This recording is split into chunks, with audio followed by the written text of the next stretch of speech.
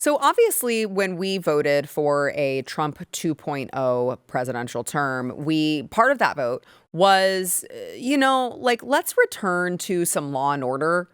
Let's actually lock up criminals. Let's actually make them feel the pain of their crimes rather than, making the victims the crimes. And you have like Daniel Penny being thrown into, like, the innocent people were getting jailed and imprisoned and the criminals were just let out on the streets. And by and large, America was like, yeah, we don't like that.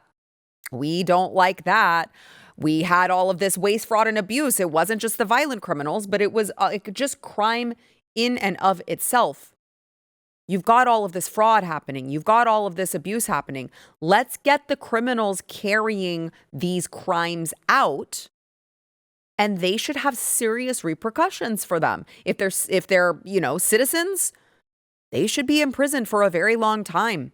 They should get the book thrown at them. If they're not citizens, get them the hell out of my country. Like, this isn't hard. That's not there's nothing hard about this, which is why it's so infuriating to read you this next story. Let me give you the headline. Minnesota fraud.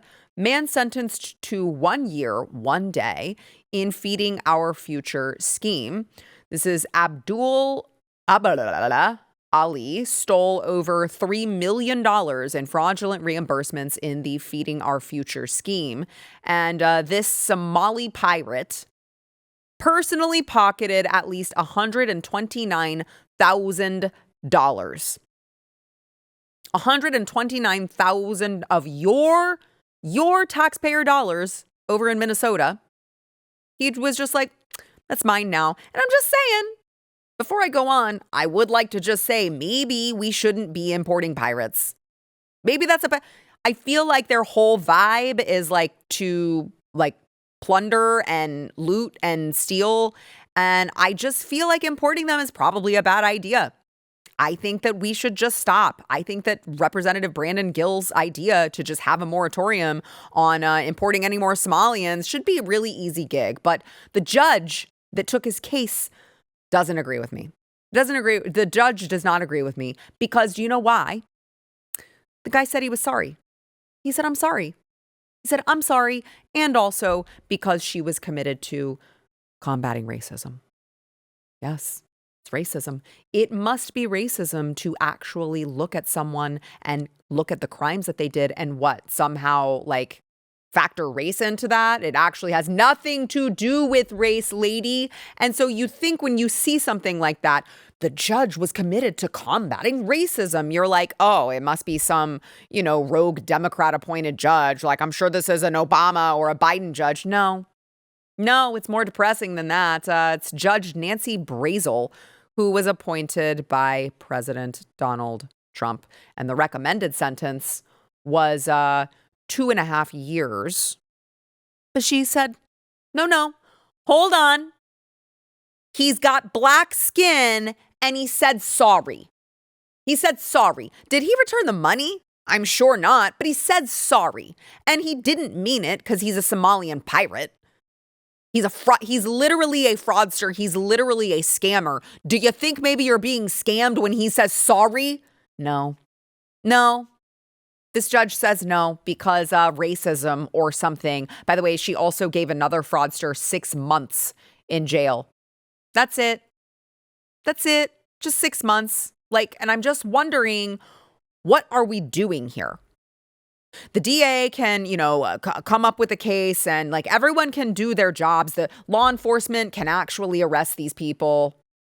The people in charge of presenting the case can present the case and you can do everything in your power. And if those cases are just going to go to these bullshit judges who are just going to let them go with a slap on the wrist, what is the point of all of this? What is the point of Nick Shirley going out there and getting all of this Somalian fraud on tape, whether it be, the hospices or the daycares or whatever? Why is Nick Shirley has to have 24/7 security now? Nick Shirley is responsible for paying for 24/7 security because his life is being threatened so often because he's out there exposing this fraud. Why should he do that? Why am I doing that? We have to pay for security every time we go out. Like, why are any of us doing all of this? We're going out there. We're doing the heavy lifting. We're doing the work to expose it. Law enforcement is doing their jobs to actually arrest these people. Why are any of us doing this if these people just get minimal sentences, just get a slap on the wrist? They just get to say, sorry, I'm sorry. I didn't think about the people who were paying this money that was actually going to me. I didn't think about it. I'm sorry. I'm sorry. Like, what are we doing here, guys? So Judge Nancy, whatever the hell your name is, you should be impeached. You should be impeached. You should not be a judge. You should not be a judge. We're not interested in soft sentences. We're not interested in slaps on the wrist. Criminals need to understand the full force of the law, and then they might think twice, They might think twice before they commit all of this fraud.